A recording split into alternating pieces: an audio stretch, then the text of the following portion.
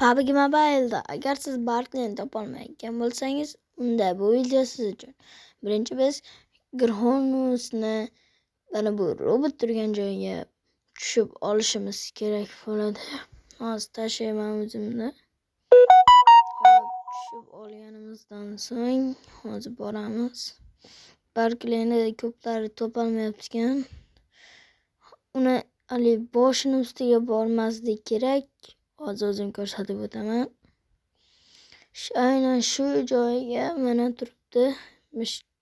O'rab turgan joylarga borsanglar ko'rasizlar.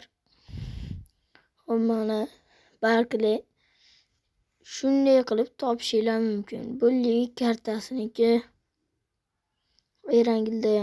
Erangilda bu Ruins bilan Farinda bo'ladi. Shu joyga kiramiz va yo'llashni bosamiz. 1 soniyada yo'llanadi. Mana qo'shilyapti. Endi bu sizning orqangizdan yuradi. Bo'ldi.